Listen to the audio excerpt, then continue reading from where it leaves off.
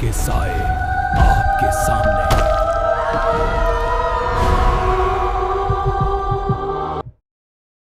अगर आप ये कहानी रात में सुन रहे हैं तो एक बार अपनी कलाई जरूर देख लीजिए, क्योंकि कुछ निशान ऐसे होते हैं जो हम बनाते नहीं, जो मिटते नहीं और जिनका मतलब होता है समय खत्म। स्वागत है आपका डर के उस एहसास में जहां कहानी खत्म नहीं होती, जिंदगी खत्म होती है। हेलो दोस्तों, मेरा नाम जयकांत है और मैं महाराष्ट्र से हूं। पेशे से मैं एक एंटीक कलेक्टर हूं, लेकिन सच कहूं तो मैं सिर्फ पुरानी चीजें नहीं, लोगों की भावनाएं, उनका अतीत, उनका खोया हुआ समय खरीदता और बेचता हूं। लोग समझते हैं पुरानी चीजें बेकार होती हैं। अमीर लोग जानते हैं पुरानी चीजें समय का दरवाजा होती हैं। जब इंसान बूढ़ा हो जाता है तो वो फिर से जवान नहीं हो सकता, लेकिन वो उस दौर की चीजें खरीद सकता है जिनमें उसकी खुशियां दबी होती हैं। और मैं वही बेचता हूं। सालों की मेहनत में मैंने नाम, पैसा, पहचान सब कमा लिया। भारत ही नहीं, विदेशों में भी मेरा नेटवर्क था। मैं ऐसी चीजें ढूंढ लाता था जो इतिहास की किताबों में भी नहीं मिलती। लेकिन इस बार मेरे हाथ जो लगा वो कोई एंटीक नहीं था, वो एक श्राप था। मुझे एक पुरानी तंत्र मंत्र की किताब मिली, असली, नकली नहीं। उस सेलर पर मुझे पूरा भरोसा था। किताब के कई पन्नों पर अजीब आकृतियां बनी थीं, यंत्र, चिन्ह, मंत्र, और फिर एक चित्र ने मेरा ध्यान रोक दिया। एक काला बक्सा, कोयले जैसा काला, न कील, न जोड़, न ताला। नीचे लिखा था, लेकिन पन्ना फटा हुआ था। यही चीज मुझे बेचैन कर गई। जिस चीज की जानकारी छुपाई जाती है उसकी कीमत बढ़ जाती है। मैंने खोज शुरू कर दी। महीनों की तलाश, पैसे, संपर्क, गुप्त लोग, और आखिर मुझे खबर मिली। हरियाणा की एक पुरानी जमींदारी हवेली जो अब खंडहर थी, जमीन में धसी हुई। वहां खुदाई करवाई और पुराने सामान के बीच एक ट्रंक से मिला वही काला बक्सा। जब वो मेरी हथेली पर रखा गया, मुझे लगा मैंने इतिहास पकड़ लिया है। मैं उसे अपनी एंटीक शॉप ले आया।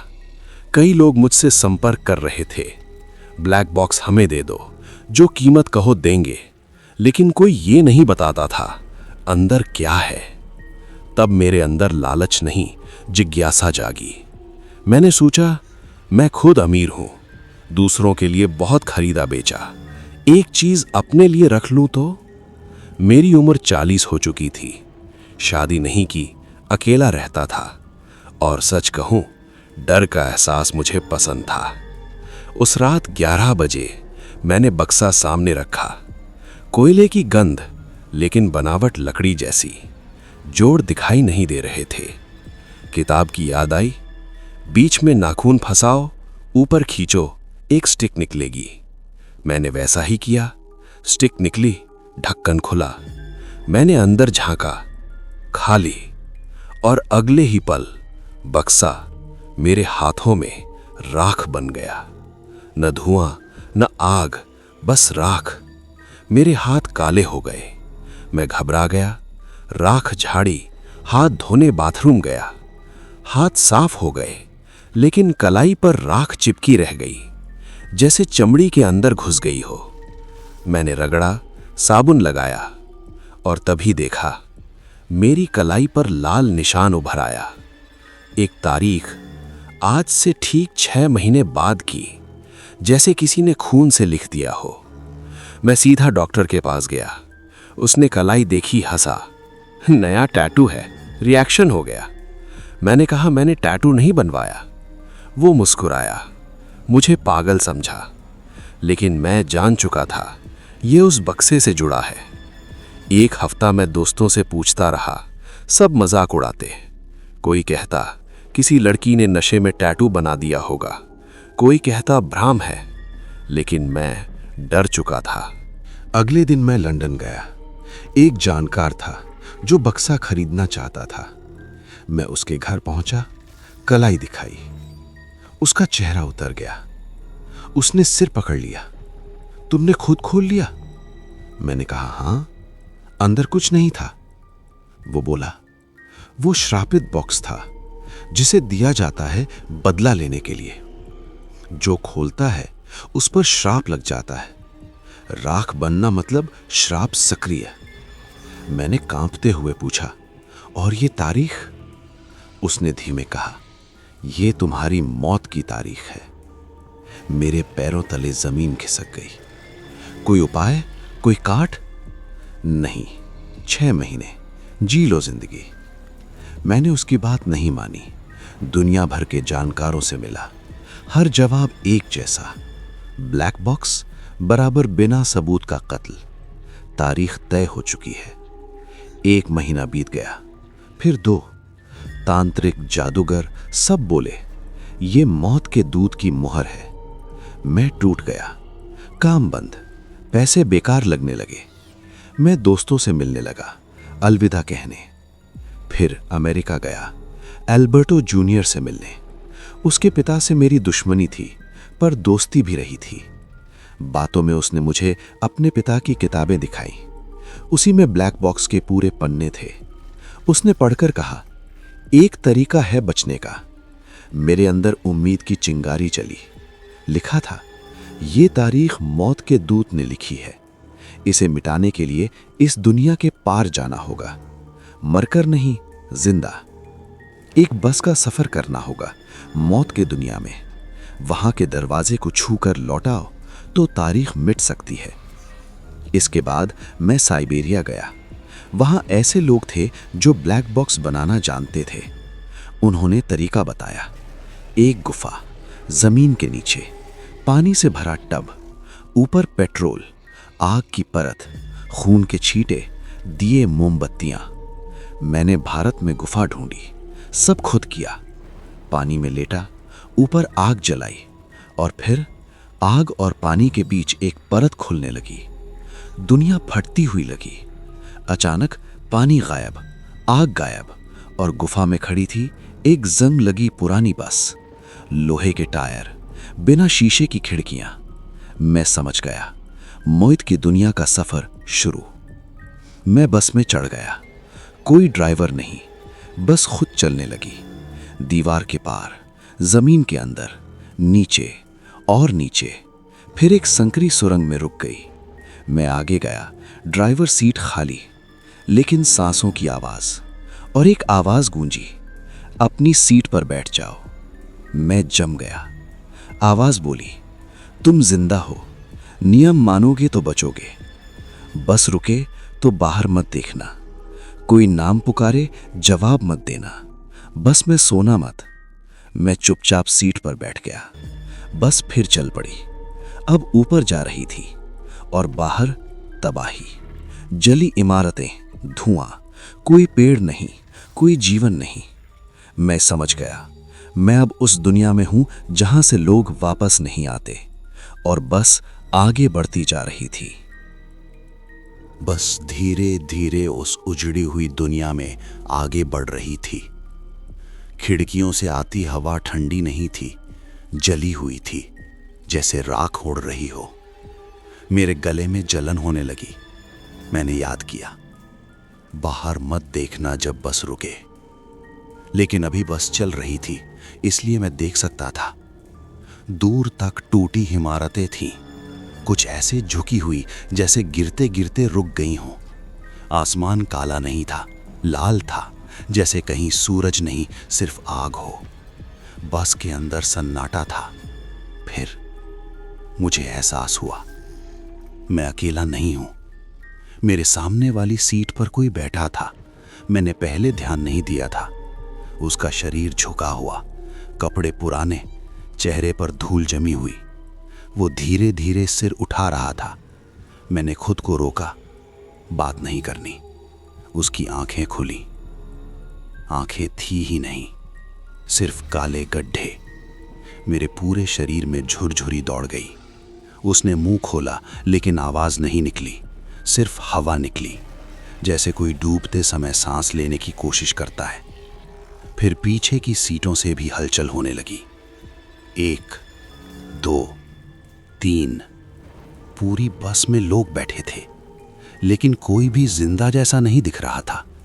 किसी का आधा चेहरा जला हुआ, किसी की गर्दन टेढ़ी, किसी की आंखें बाहर निकली हुई, किसी के कपड़े खून से सने, और मैं एकमात्र जिंदा इंसान।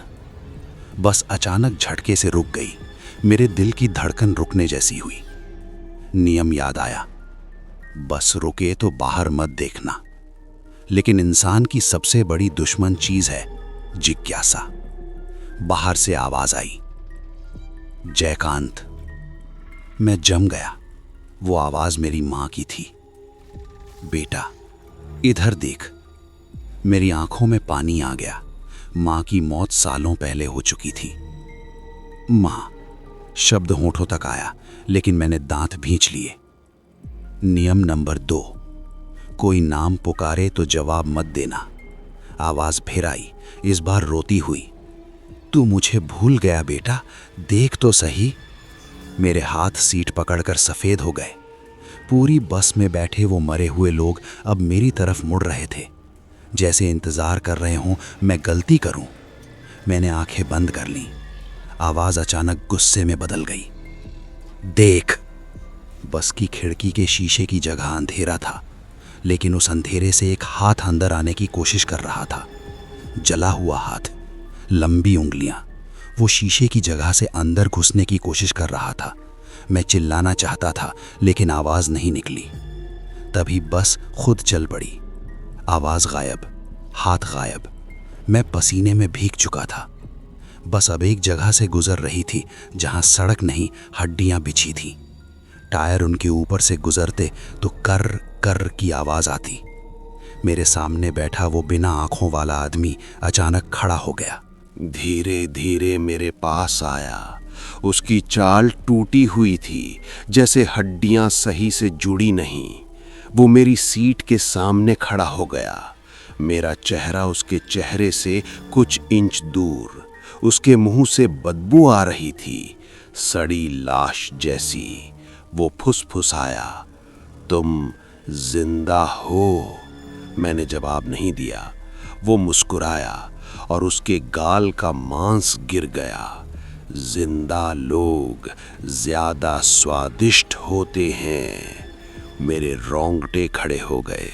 मैंने आंखें बंद कर लीं। तभी वही अदृश्य ड्राइवर वाली आवाज गूंजी, अपनी जगह पर जाओ। वो प्राणी तुरंत पीछे हट गया, जैसे उसे करंट लगा हो। अपनी सीट पर जाकर बैठ गया। मैंने समझ लिया, ये आवाज मेरी एकमात्र सुरक्षा है। कुछ देर बाद बस एक विशाल दरवाजे के सामने आकर रुकी। दरवाजा पहाड़ जितना ऊंचा, लोहे का नहीं, हड्डियों का बना हुआ। बस रुकी। सब यात्री खड़े हो गए। मैंने बाहर नहीं देखा, लेकिन महसूस हुआ दरवाजा खुल रहा है। एक ठंडी हवा आई, जो ठंडी नहीं थी, खाली थी, जैसे अंदर कुछ भी नहीं।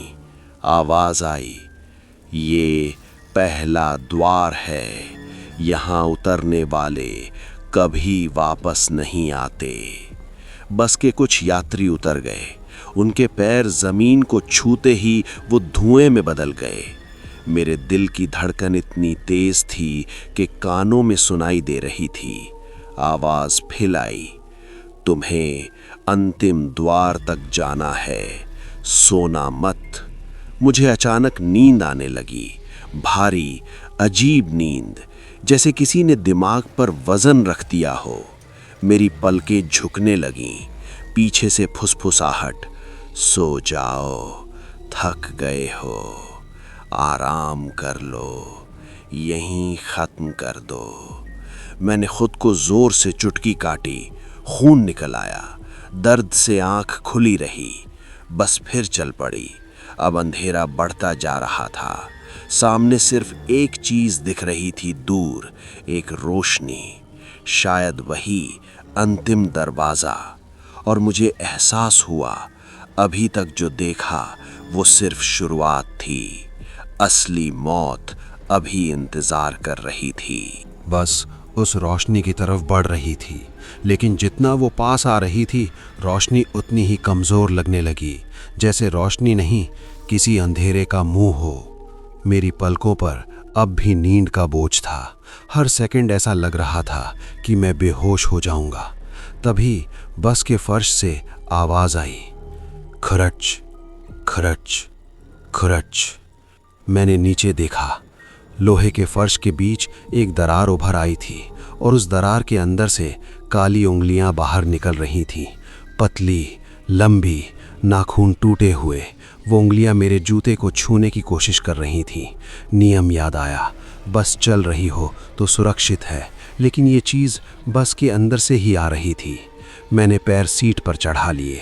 उंगलियां मेरे जूते को छूते छूते रह गईं।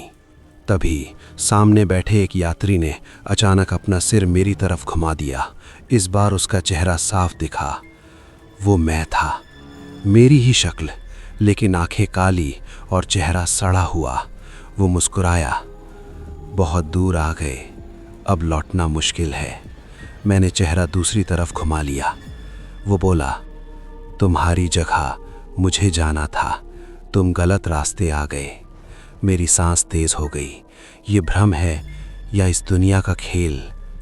तभी फिर वही ड्राइवर वाली आवाज़ गूंजी, मत देखो उसे। वो चेहरा तुरंत धुएं में बदल गया। बस एक जगह धीमी होने लगी।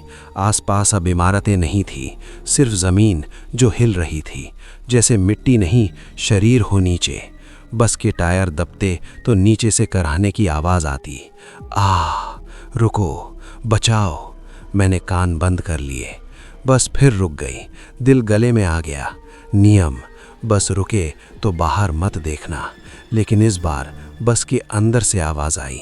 पीछे वाली सीट से कोई धीरे धीरे मेरे कंधे पर हाथ रख रहा था। ठंडा गीला हाथ। मैंने पीछे नहीं देखा। आवाज आई बिल्कुल मेरे कान के पास, जयकांत, मैं अल्बर्टो हूं। मेरी रूह कांप गई। Alberto junior? मैं भी आया था बचने, नहीं बच पाया। मुड़कर देखो। आंखों में आंसू आ गए। वो मेरी आखिरी उम्मीद था, अगर वो सच में यहां है। लेकिन नियम? मैंने सिर हिलाया, नहीं। हाथ मेरे कंधे से हट गया। फिर वही आवाज, अब असली रूप में, डरावनी। अच्छा किया। मैंने राहत की सांस ली। बस फिर चलने लगी। अब सामने वो रोशनी साफ दिख रही थी, लेकिन वो दरवाजा नहीं था, वो एक फाटक था। दोनों तरफ ऊंचे खंभे, जिन पर इंसानी चेहरों जैसी आकृतियां उभरी थीं। सब चिल्ला रहे थे, लेकिन आवाज नहीं निकल रही थी। बस धीरे धीरे रुक गई। इस बार आवाज आई, यहीं उतरना है। मेरा गला सूख गया। आगे पैदल जाओगे, दरवाजा छू कर लौटो, पीछे मत देखना। बस का दरवाजा अपने आप खुल गया। बाकी सारे यात्री गायब थे। मैं अकेला उतर गया। जमीन ठंडी नहीं, नरम थी, जैसे राख और मांस मिला हो। पीछे बस खड़ी थी, लेकिन अब वो जंग लगी नहीं, पूरी काली थी, जैसे धुएं से बनी हो। मैंने पीछे नहीं देखा। सामने एक लंबा रास्ता था, दोनों तरफ अंधेरा। दूर एक विशाल दरवाजा खड़ा था। उस दरवाजे पर निशान बना था, वही जो मेरी कलाई पर था। मेरी धड़कन इतनी तेज थी कि सीना दर्द कर रहा था। जैसे जैसे मैं आगे बढ़ा, जमीन से हाथ निकलने लगे, पैर पकड़ने की कोशिश करते। मत जाओ, यहां रहो, वापस नहीं जा पाओगे। मैंने नजर ऊपर रखी। दरवाजा अब बिल्कुल सामने था।